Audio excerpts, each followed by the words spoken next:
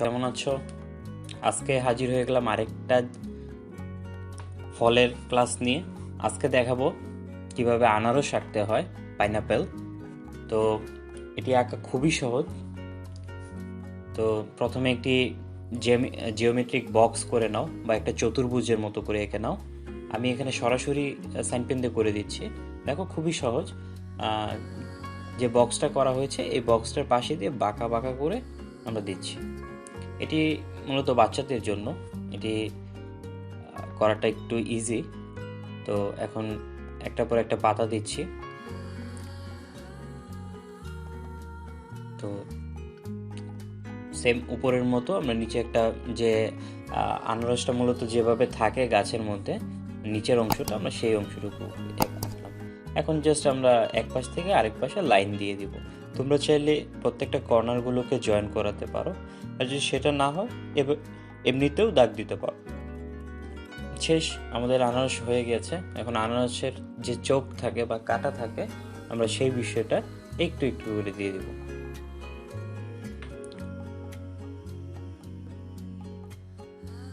তো আমি আগের মতোই কালারগুলোকে পাশে রেখেছি তোমাদের দেখার বা বোঝার সুবিধার্থে। তোমরাও কালারগুলো নিয়ে নাও দেখে।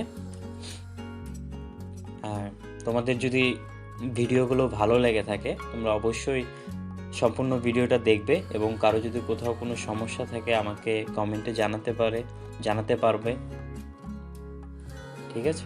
আর যদি নতুন নতুন আরও কোনো বিষয় প্রয়োজন হয় সেই বিষয়ে আমাকে কমেন্টে বলতে পারবে।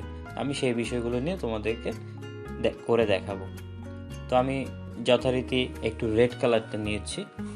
রেড কালারটা নিয়ে বাঁ পাশ থেকে গাঢ় থেকে হালকা উপর থেকে নিচ পর্যন্ত আসছি, ঠিক আছে? এখন যে অরেঞ্জ কালারটা আছে আমি সেই অরেঞ্জ কালারটা নিচ্ছি।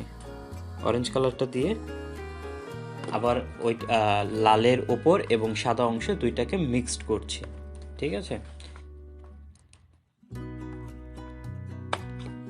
এখন আমরা অরেঞ্জের গ্রেডেরই আরেকটা কালার নিব, ইয়েলো অরেঞ্জ, মানে যেটা আরেকটু হালকা কালার। তো সেই হালকা কালারটাকে ব্যবহার করে আরেকটা কালার নিব, ইয়েলো অরেঞ্জ, মানে যেটা আরেকটু হালকা কালার। তো সেই হালকা কালারটাকে ব্যবহার করছি ওই অরেঞ্জের সাথে এবং সাদা পেজের সাথে। অবশ্যই প্রত্যেকটা কালার যেন একটা কালারের সাথে মিক্সড হয় এই বিষয়টাকে কিন্তু খেয়াল রাখতে হবে, আর মাঝে কেউ ফাঁকা রাখবে না। এখন ঠিক ইয়েলো অরেঞ্জের পরবর্তী যে হালকা কালারটা আছে সেটা হলো ইয়েলো। তো আমি সেই ইয়েলো কালারটা দিচ্ছি। আর পাইনাপেল মূলত একটু টিয়ে টিয়ে কালার হয় বা একটু কাঁচা থাকে, তো ওইটার জন্য হালকা একটু টিয়ে ব্যবহার করছি। এটা করলে কালারটা দেখতে অনেক বেশি সুন্দর লাগে।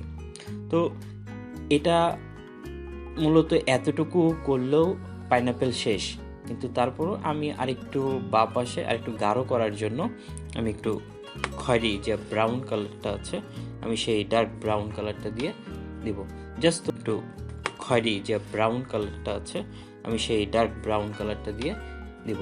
জাস্ট তোমরা এতটুকু বর্ডার দিয়েও রাখতে পারো বা বর্ডার না দিয়েও রাখতে পারো, আর চাইলে বাঁ পাশ থেকে আরেকটু গাঢ় কালার করে দিতে পারো, তাহলে জিনিসগুলো আরও বেশি চোখে লাগে, আই ক্যাচিং হয়।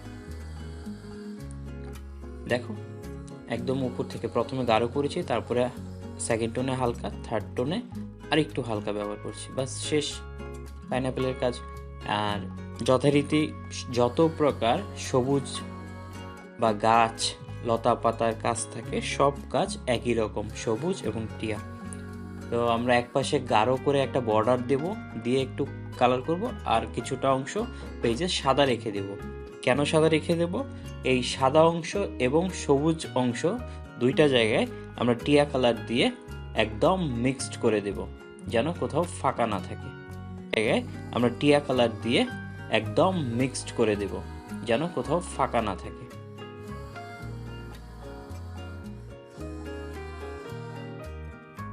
তোমাদের যদি আমার এই ভিডিওগুলো ভালো লেগে থাকে তোমরা ভিডিওতে কমেন্ট করো, লাইক দিও এবং শেয়ার করো।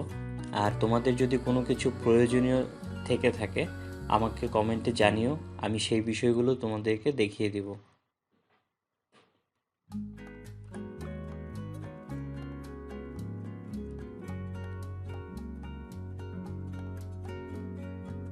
শেষ, টিয়া কালার শেষ।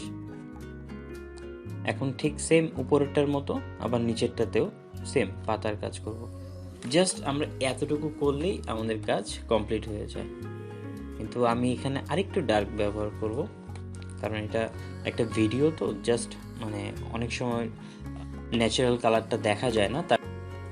আর আমাদের ফেসবুক একটি পেজ আছে বাকবাকুম নামে, তোমরা সবাই বাকবাকুম লিখে সার্চ দিলে একটি ফেসবুক পেজ পাবে। সেখানে তোমরা তোমাদের আঁকা ছবিগুলো আমাকে মেসেজ করে পাঠাতে পারবে বা আমাদের গ্রুপে শেয়ার করতে পারবে। এখন যে চোখের যে অংশগুলো আছে সেগুলো একটু একটু করে ডার্ক দিয়ে দেব। শেষ, আমি ডার্ক ব্রাউন কালারটা দিয়ে যে লাইনগুলো দিয়েছিলাম বা যে চোখগুলো হবে সেগুলো একটু একটু করে ভাসিয়ে দাও, তাহলেই হয়ে যায়।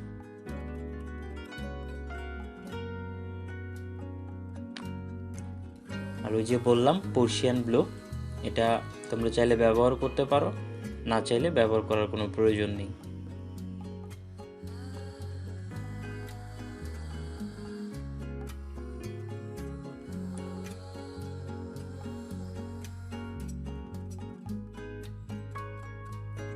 বাবা মার কথা শুনবে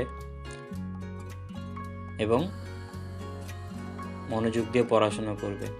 তো সবাই ভালো থেকো, সুস্থ থেকো, সবাইকে অসংখ্য ধন্যবাদ।